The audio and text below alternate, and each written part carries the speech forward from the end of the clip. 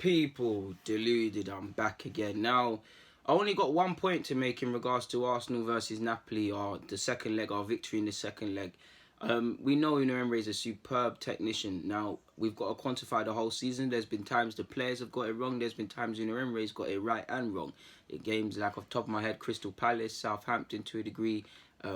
Have I said Crystal Palace? Yeah, I've said Crystal Palace, West Ham. I think the tactics were wrong. And possibly at times he probably tinkered too much with the side. And I could see why, because he's still trying to get to know the players. And I feel he trusted and believed in the players, but I feel there was that kind of handbrake. He kind of felt he needed to micromanage it all. And I feel of late, in fact, that period this season, like with the draw against Liverpool and stuff, when he marries them together, it's amazing. And I feel of late, I think the players in training and whatever versus pre-season, they must be really getting what he wants now, because I think he has a bit more trust, and he still obviously makes changes to see out the game, and obviously I really like it, telling them what to do and that, but I feel they're really receptive to what he's trying to do. In regards to his game plan, I loved how he set out. Obviously, you've got the keeper. We had a back three. We had a four in midfield, technically. Obviously, these three are the midfielders. And you had the two boys up front. Obviously, it was a game where you just had to see Lacazette and Aubameyang do that. Try and not allow Merit and Napoli players to play out from the back. You obviously had Mr. Aaron Ramsey. You know Ramsey, his job is when defensively, make it a free sort of thing, so we can get on possession and let these fullbacks go and do their reign. But it's also the main thing of him getting the nod is because he's all action, he's all energetic. Get out there and provoke attacking situations. Come deep for the ball. More importantly, make the runs so when they split, we can press properly and also drop. Do you get it, people? That's what I love to see. And then obviously you had Xhaka and Torreira in the engine room doing their thing. Our fullbacks, Cola needs how many times Cola needs no introduction to go forward. Maitland-Niles the same. You've got Aaron Ramsey squeezing. You've got our midfielders, as you would expect, doing that. Naturally, because of... Apologies for not holding it properly. Naturally, because we like to play high up the field, people... To a degree, obviously it's not to scale, but you have to see our centre-halves do something like that. And I really felt we did a good job against Napoli. Obviously, Napoli had a lot of possession and a lot of attempts, so they did find joy, but I feel we really frustrated them. I was really impressed with how we set out. I was really impressed in particular with how we was exploiting that left-hand side. Obviously, Lacazette's free kick got us through it and calmed down, not even nerves, but calmed our nerves down. But that was what I was really impressed with, people, man. Obviously as well, obviously as substitutions happened and people got tired and we needed to be sensible, obviously with some of our players potentially at risk of being suspended and fatigue, and obviously we saw what happened with Aaron Ramsey. It was nice to see him slot into basically a 5-4-1 of sorts, if that even makes sense. Obviously with Lacazette coming off, you kind of saw something like that.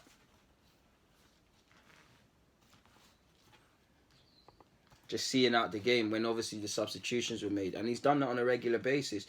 Just seeing out the game. You lot know what I love about Emery is that he does things quickly. Like, he's not on the delay thing. He's not on waiting to the 68th minute. Wenger, I love you and I still love you, but you was on a delayed thing. He's not on a delayed, and we had to see out the game. Like I said, if we take Aubameyang away, obviously Napoli got in behind at times. They got in behind at times.